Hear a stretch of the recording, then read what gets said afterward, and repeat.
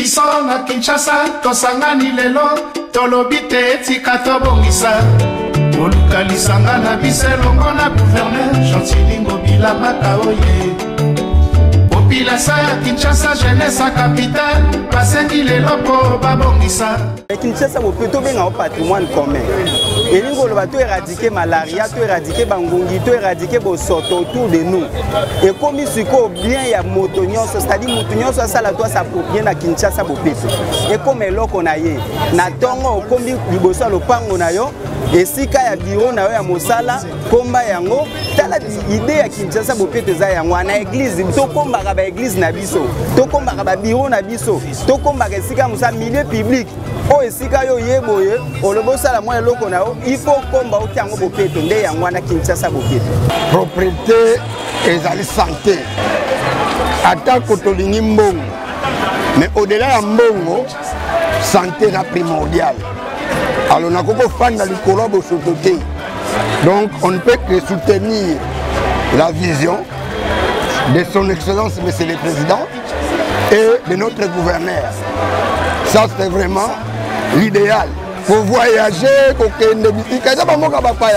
ça, c'est notre pays. On a besoin de la propre. Peu importe, ici, il n'y a pas la politique. Ça, c'est vraiment il y a l'ensemble des Congolais. Pas que santé, et donc il faut condition de pouvoir. Non, ça c'est vraiment l'acte de la société civile. C'est vraiment bien. Avant ça, j'ai beaucoup de Ezali, Kubanana Bomutu, Kutuye Oko. Autant à Banda qu'on a bissou. Dengue que Zalia. Ce qui est là, on les a beaucoup de au moins avant de c'est pas la Katanga, Bangungi, c'est quoi? Ben fourmi à dengue na dengue. Mais ce qui est traité dans le malam, donc l'importance il y a beaucoup. Beaucoup de motu et ça a été que au cas où qui toko, on l'a qui toko, autant on a bakabala, on a qui toko, même si on a là, ils ont malam monté, on a beaucoup tout. On a beaucoup tout. Et en obiso, to continue l'initiative on a vu la Kinshasa pour na beaucoup à cela relancer et longo. Na chef de l'État Fati on a bien un volcan nous totamoula et longo na mkonza mboka na mkonza vila Kinshasa neto somo na développement ezali ndenge alobe Chantilingo Bilamino il faut bane banini ba finessa ki mbongo pona nyo sacré pona kini bopeto yango yo a mobiliser bato pona bamboka bapaya quand même ville ezo bonga comment bisoter na Congo parce que ce mutu zo sala te mote mboka ko za salité et c'est chef de l'État ko kitakuna ko tamo sala propriété zo banaka na yo moko nengo zali o entretenir place yo za kofana nous avons la vision ya gouverneur na chef de l'État pour obomisa mboka oyo ya biso moko ya mibale il faut obomisa biso totambola mboka bapaya tozana retard rebelle soki tozwi bakonzi oyo baza bacongolais mpo babomisa mboka na biso totika basala mosala na bango mboka eza ya biso mutu auta mosika ya kobomisela biso te eza biso moko mpo tobomisa mboka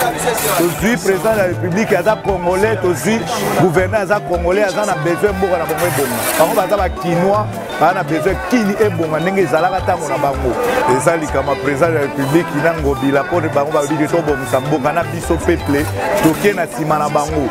parce bango mibale nde bato bapesi kuke tokende na malamu de mboka eza ya biso na bango tozosala mosala mpo tobongisa ezaka mpo na bango te biso nde toza boye toza na bakamaradi bauta bapaye mosusu baye ena baye kotala mboka na biso bakoseka président ya république te bakoseka biso na bakamaradi na bango nano oyo toyebai na bango likambo ya kini bopeto etali yo etali nga etali biso banso soki nalobi ndenge wana mpo te a partir ya ndako na yo il faut tia bopeto a partir ya parcelle na yo a partir ya veni na yo soki bopeto ezali tokokima bamaladi ebele oyo eza koyela biso na mboka lelo okomona ke lelo bamaladi wana ekozala te nazokota likambo mpo etali ngai etali yo etali biso nyonso tu tosensibilize bato mpo lelo bayeba ke kini bopeto ezali mpo na motu nyonso tu lelo toye awa mpo na kosala salongo pourquoi parce que namoni mwana mboka Gantini Ngobila na makanisi na ye akobomisa Kinshasa alobaki tokanga nano zandu na ntango moke mpo tobomisa yango te parti ya population bayebaki ntina te ke zando na biso oyo ntango bapaya bautaka libanda mingi bakoya kosomba biloko awa esengeli ezala bakondition ya malamu ndenge tokenda na bamikili mosusu. Kinshasa Bopeto eza likambo ya biso nyonso tu bakinoa. Kinshasa Bopeto eza likambo ya yo ya ngai ya biso nyonso mpona Bopeto ya Kinshasa tosaproprie na biso na Kinshasa tosangani lelo tolobi te etika tobongisa koluka lisanga na biso elongo na gouverneur Gentil Ngobila Makaoye. Population ya Kinshasa jeunesse capitale basengi lelo po babo